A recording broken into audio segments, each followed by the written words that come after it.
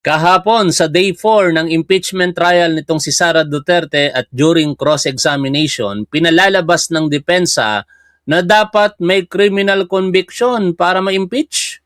Yun po ay hindi makatotohanan at tama po si Attorney Amando Ligutan sa kanyang mga sinasabi.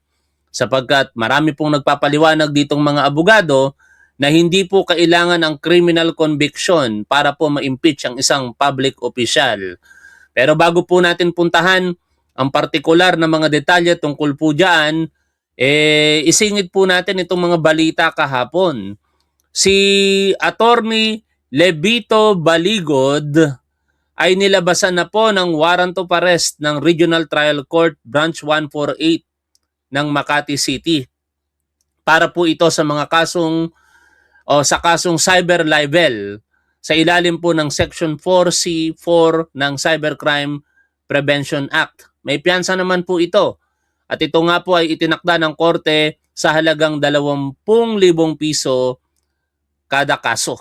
No? Kung hindi ako nagkakamali, 2 counts of cyber libel po yata ito. Pero gawin na lang natin isa.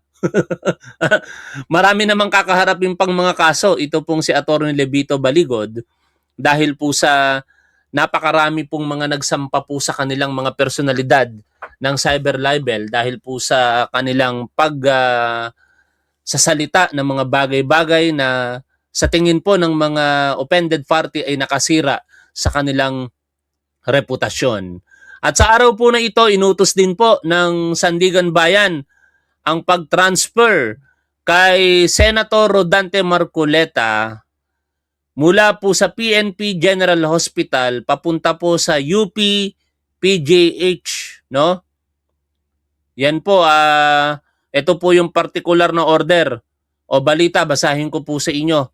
The Sandigan Bayan 3rd Division has ordered UP PGH Director Gerardo Legaspi or an authorized representative to appear before the court and submit Senator Rodante Marcoleta's medical records following his court-ordered examination on July 14. The Anti-Graft Court also directed the PNP CIDG and PNP General Hospital to produce, nagkamali ako ng pagkakaunawa, to produce and bring Marcoleta before the 3rd Division for his July 15 hearing in plunder case. Hindi pa po pala ito yung pag-uutos ng korte na ilipat ng ospital itong si Rodante Marcoleta, bagkos ang sinasabi po dito sa balita ay dalhin si Rodante Marcoleta bukas, July 15, para po sa hearing ng kanyang plunder case. No? At ngayon, puntahan na po natin ano po ba ang mga naging kaganapan kahapon sa 4th day ng impeachment trial nitong si Sara Duterte.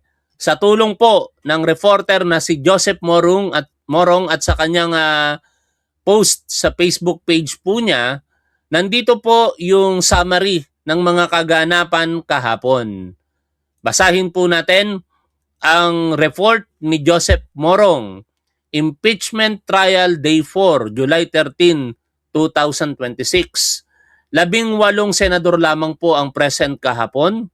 Sino-sino kaya yung mga absent?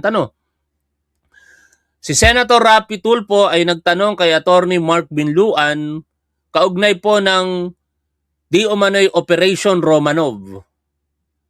At kung kanila po bang ipepresenta bilang witness itong si Princess Maui, yung vlogger po na DDS. At syempre, si Binluan o Attorney Binluan depends, nagtanggol po siya kay Sara Duterte sa kabuuan po ng mga katanungan niya kahapon sa cross-examination. Other witness to prove Operation Romanov. Ikatlo rito, nakalagay rito, Defense Counsel Attorney Mark Binluan says defense will present witness to prove Operation Romanov. Kaabang-abang yan. Tingnan natin kung makatotohanan po talaga yung sinasabi ni Sara Duterte na merong Operation Romanov laban sa kanya. Pero kung babalikan po natin ang nakalipas, ang una pong nagsalita niyan si Baste Duterte, no? Na may halong pagbabanta kay Pangulong Bongbong Marcos. Sabi ni Baste Duterte, alalahanin ng kasaysayan katulad nung Romanov family. Ayusin ni Pangulong Bongbong Marcos ang direksyon sapagkat pag hindi niya daw inayos ang direksyon, baka matulad siya sa Romanov family or even sa kanyang ama na si dating Pangulong Ferdinand Marcos Sr. Ikaapat po dito, Tulfo, no connection with Mayor Baste, statement on Romanov, no knowledge. O yan, si Tulfo ulit, why unconventional? Tinanong niya si Attorney Binluan, basic meaning of word will explain itself. Sabi po ni Binluan, no? Kasi naging dahilan po nila unconventional daw po yung naging reaksyon nitong si Sara Duterte. Yun nga po yung pagsasalita ng pagbabanta sa ating Pangulo sa unang ginang at sa dating speaker na si Martin Romualdez. Si Congressman Lawrence Defensor naman ay inimorm ang korte para po sa pagnanais ni NBI Director Melvin Matibag na mapaaga yung kanyang pag-testify. At yan nga po ay nirequest ng prosecution sa korte at hindi po nagustuhan yan, particular ni Alan Peter Cayetano.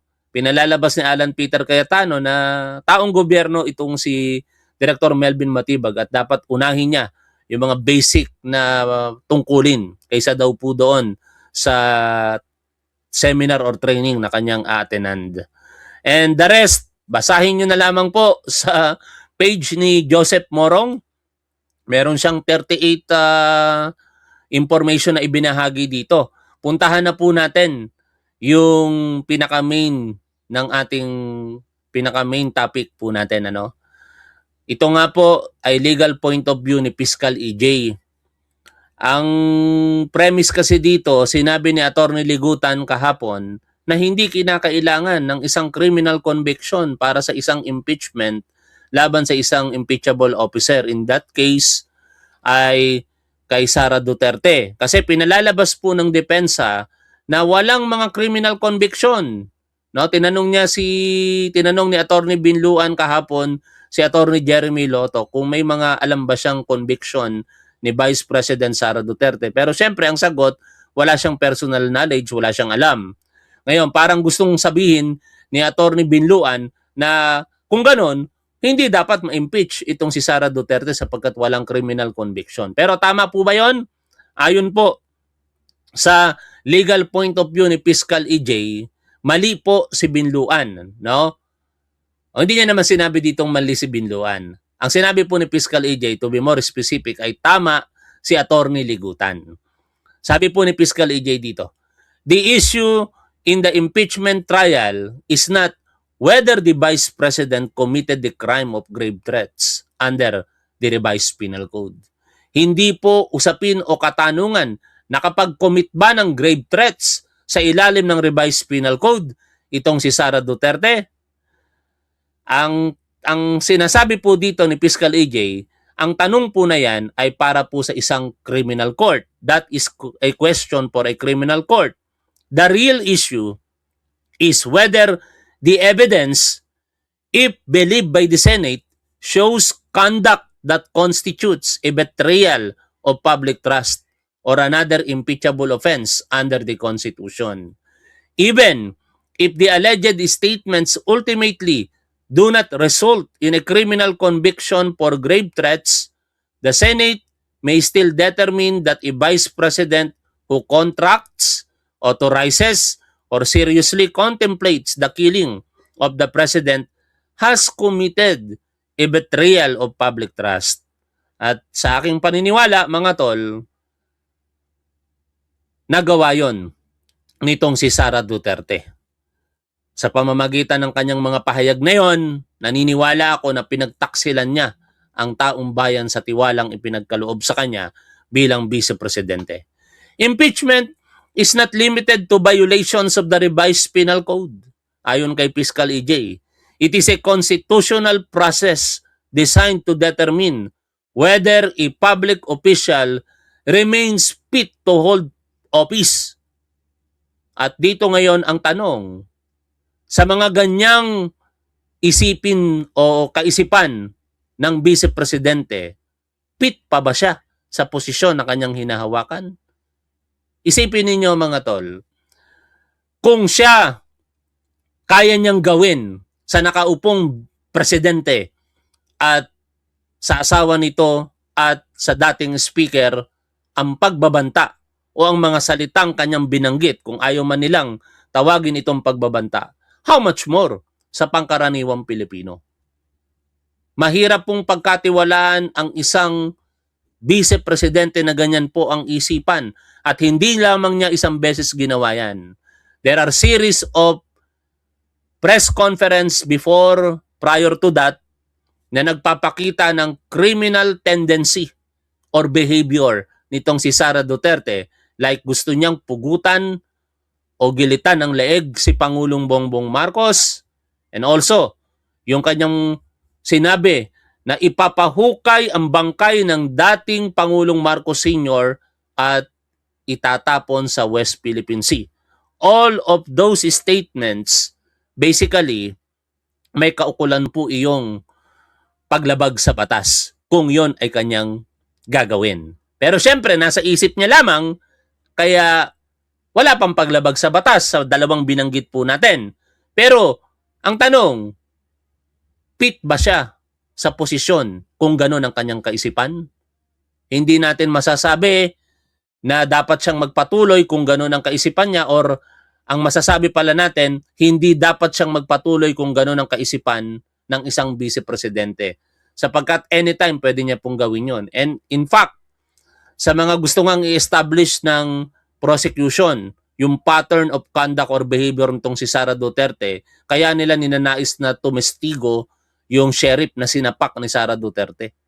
Kung nagawa niya na manapak ng sheriff, pwede niya ring magawa yung mga sinasabi niyang pugutan ng ulo, si PBBM, or even ipahukay yung dating Pangulong Marcos Sr. In other words, ayon pa po dito kay Fiscal EJ, the Senate should not be simply asking, was a crime committed? It should ask a broader constitutional question.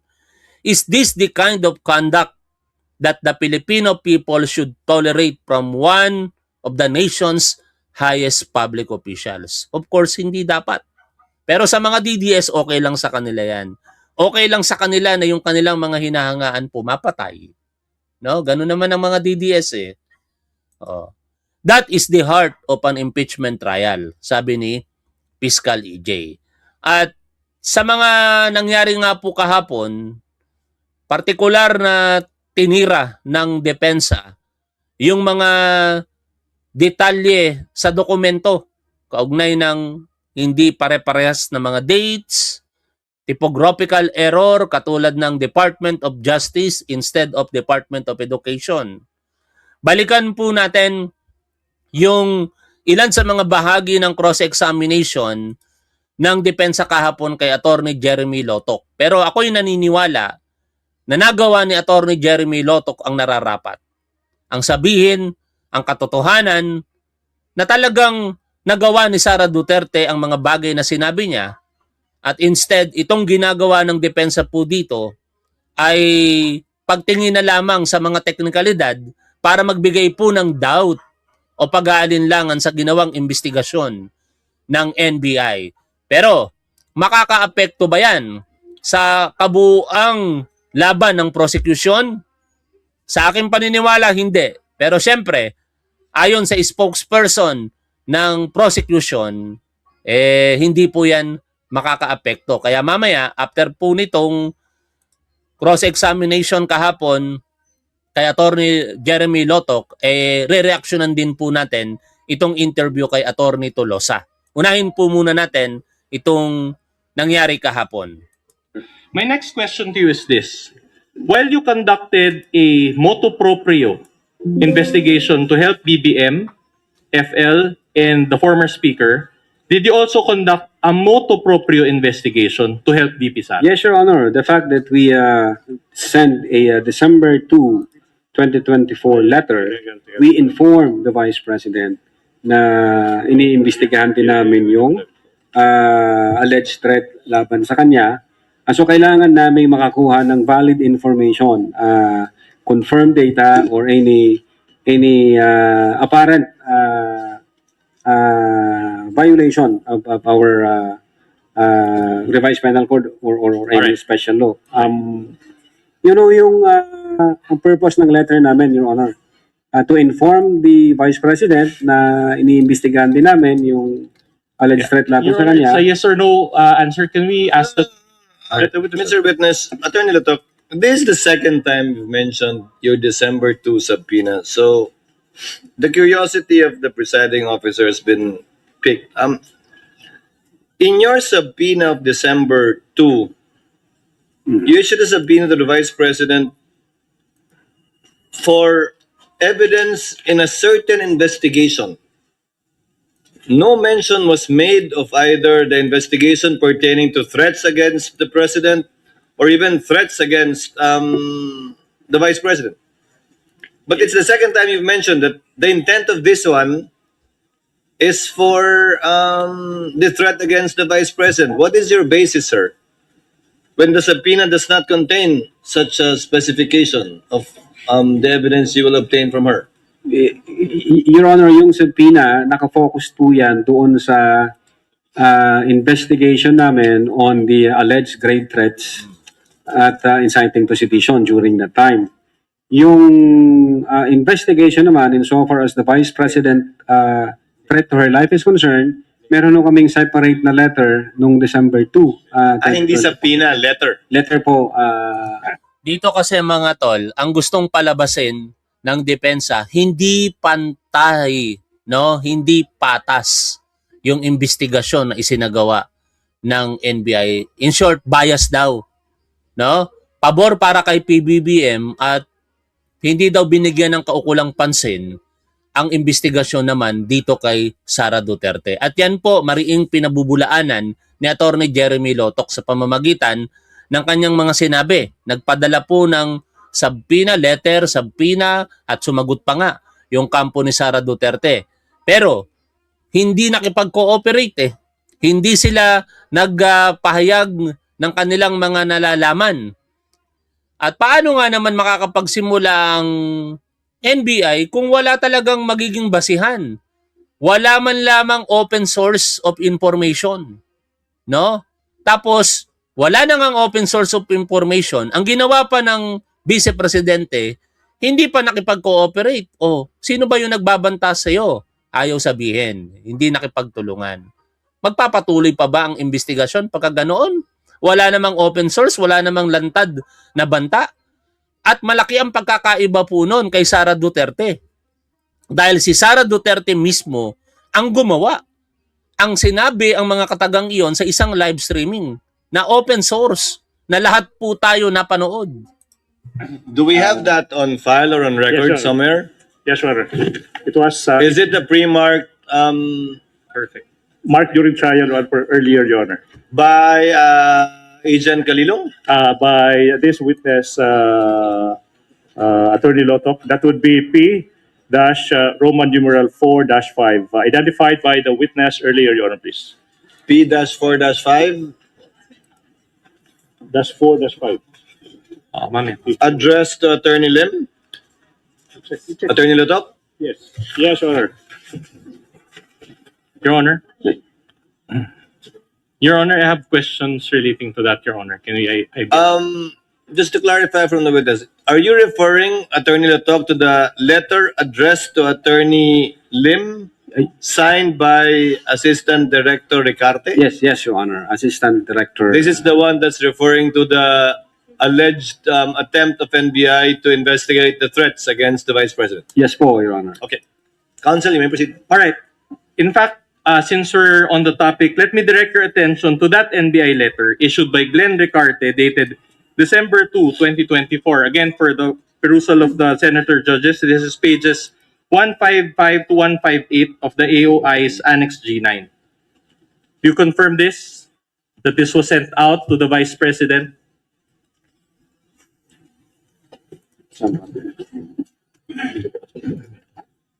This is, we have this document, Your Honor, signed by AD Glenn Ricarte, dated 02 December 2024. All right. And do you confirm that the date is December 2, 2024? Based on this document, sir, yes. All right. Let me read, and read with me, please, the last two paragraphs. And I'll try to be very clear. It says here, we are hoping that we have assisted you properly. Can we flash that, please? Baba pa. Yan, sa baba. Yeah, we are hoping that we have assisted you properly. We would be grateful if the Vice President will visit the NBI and Putulin na natin yan. Basta ang ini-establish lamang dyan, gustong palabasin ng depensa, unfair daw ang ginawa ng NBI.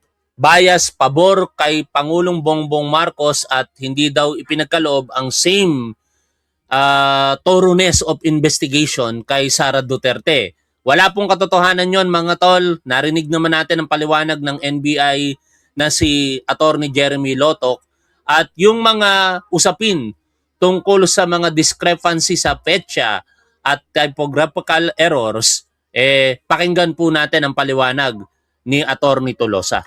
Attorney Benjamin Tolosa Jr., ang legal spokesperson po ng House Prosecution Team at Counsel for the Prosecutors. Attorney Jay, magandang umaga po sa inyo, sir. Alvin, magandang umaga din sa lahat ninyo mga tiga-subaybay. Yan. Attorney Jay, pakipaliwanag nyo nga po, anong nangyari po doon kahapon bago mag-adjourn? Ano po, dahil kalagitnaan pa lang yung cross-examination ng depensa. Bakit po yung petsa?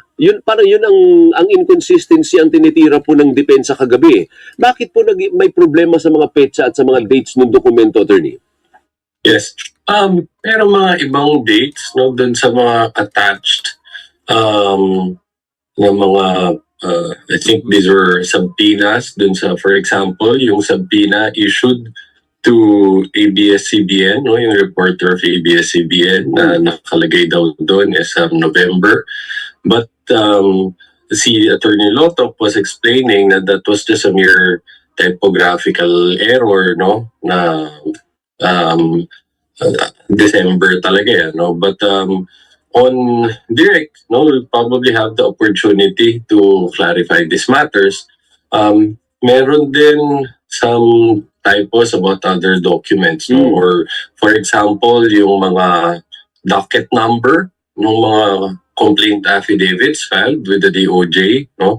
But as explained by Attorney Lotok, he didn't have personal knowledge about these matters, no? Kasi for example, yung date na nakastamp dun sa date of receipt ng isang complaint affidavit, sabi nga niya, hindi niya alam yan, no? Yung dun sa receiving clerk ng DOJ naman ang nag-fill up, no? Kaya nga parang as pointed out, we should not assume that there's alteration, di ba? For all we know, ang nagkamali talaga dun, yung nag-receive na clerk, kaya tinatakan, no? Para maging correct. But the point is, itong mga minor typographical errors, inconsistencies in dates, ang maganda tinanong naman ni Senator Riza Hontiveros, no, si Attorney Lotok, ano ba ang epekto nito, itong mga to, no, dun sa kanilang investigation? Did it change the words stated, the threats made by the Vice President? No? Clear naman din yung sinagot dyan ni NBI Regional Director Lotok. Sabi nga ho niya is wala, no? Wala namang magbago dito mga minor typographical errors. Di naman napalitan, no? Yung tenor ng sinabi niya ni VP, how bad it was, anong significance niyan, no? Di ba mga tol? Kaya nakakapagtaka talaga yung diskarte ng depense. At bilang abogado, dapat alam na alam po nila yon. Na kahit ipakita nila sa harapan ng publiko na mali-mali ang petsa, na mali yung Department of Education kasi ang nailagay Department of Justice or typographical errors, hindi yon mababago ang katotohanan na nagsalita si Sara Duterte at nagpahayag ng kahit sabihin nilang kondisyonal, pagbabanta pa rin sa buhay ni Pangulong Bongbong Marcos et al. No? Ngayon, bakit ginagawa patuloy ng depensa? Ito, marami na pong nag-iisip nito, delaying tactics. Biruin ninyo, kung kada isang testigo ipepresenta ngayon ng prosecution ang daming testigong ipepresenta. Tapos, ganyan katagal, aabutin ng 2 araw. Baka abutin po ito ng 2028. No? Yun ba ang layunin ngayon ng depensa? Patagilin ng patagalin. Tama ba? Patagalin ng patagalin to prolong.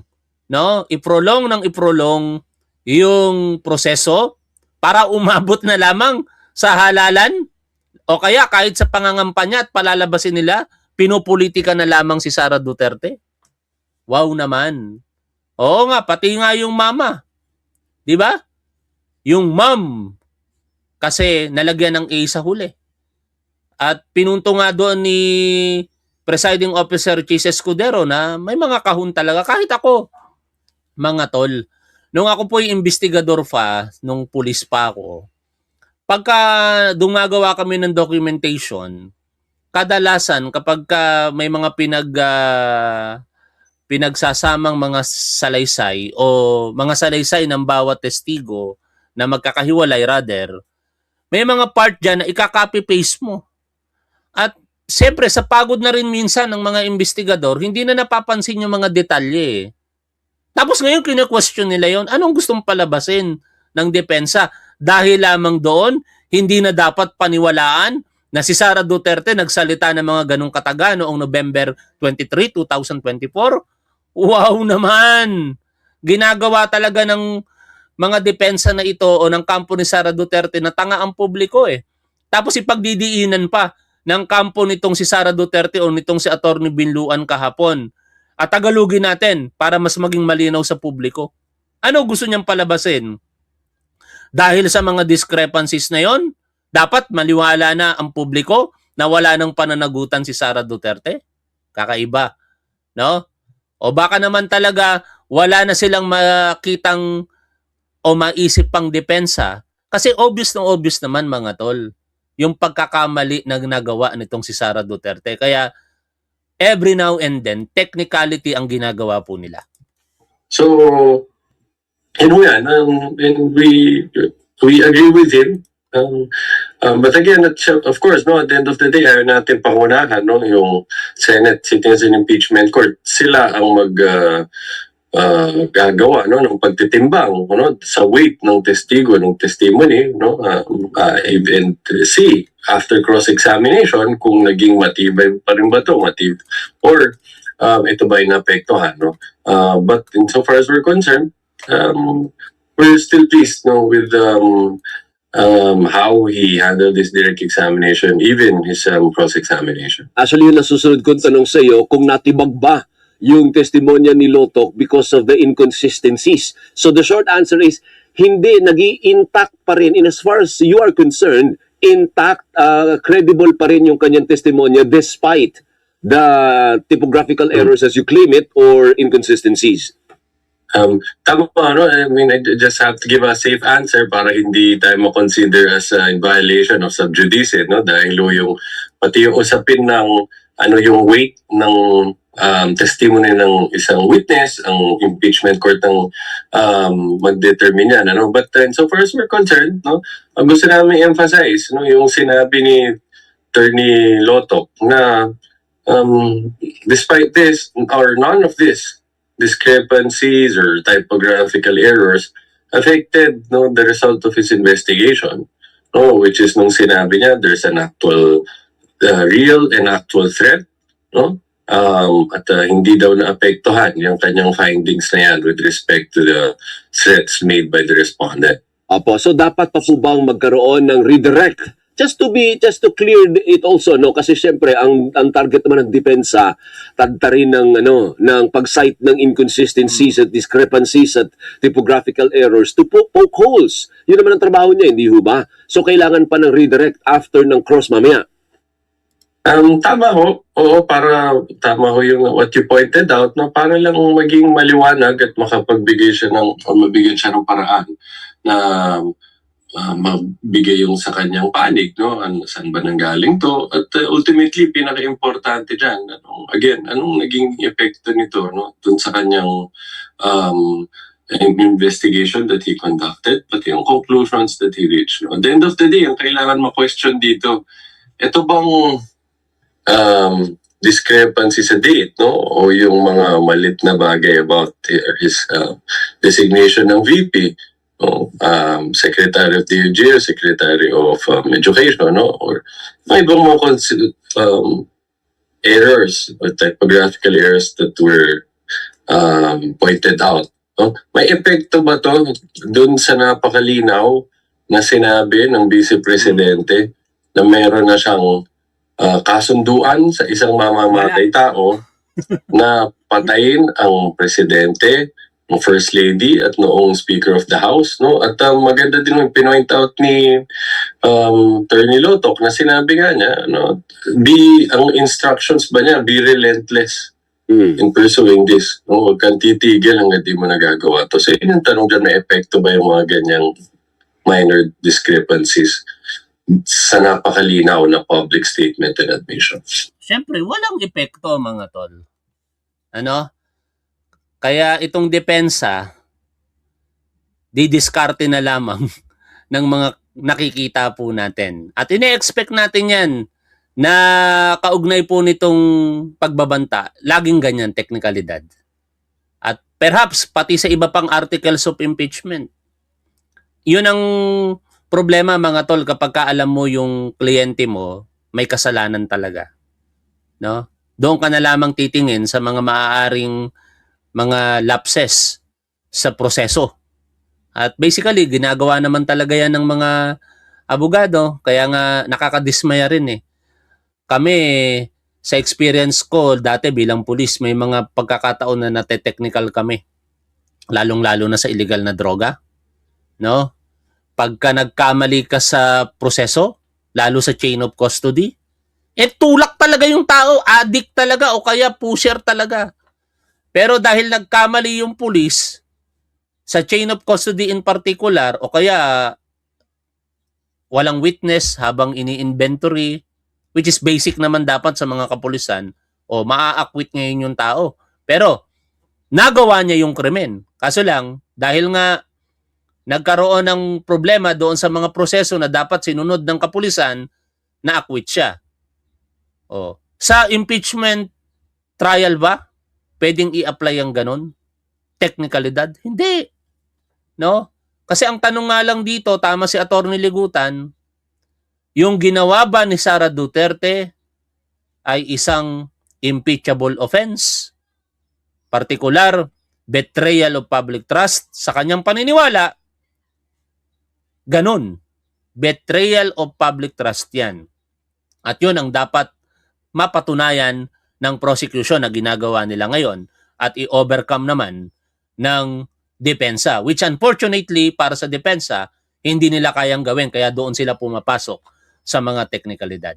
Maraming salamat sa inyong lahat mga tol. Magkita-kita tayo later sa panibagong live stream na ating pag-uusapan. Yung pagbanat ni Alan Peter Cayetano sa kahilingan nitong si Director Melvin Matibag ng NBI.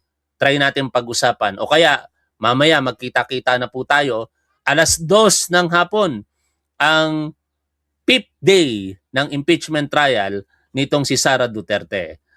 Lagi po nating tandaan kung ano ang tama at dapat, doon po tayo. Keep safe. See you always. Oy, bago ko makalimutan ha, this week na po, humabol kayo kung gusto nyong suportahan si Top 1 sa pamamagitan ng pagbili ng t-shirt ni Top 1. Mag-comment lamang po kayo o mag-message lamang po kayo dito sa Top 1 Merch Facebook page at sasagot po kami dyan, either ako o si Top Wife. Maraming salamat sa mga sumusuporta sa atin. Bye for now mga tol.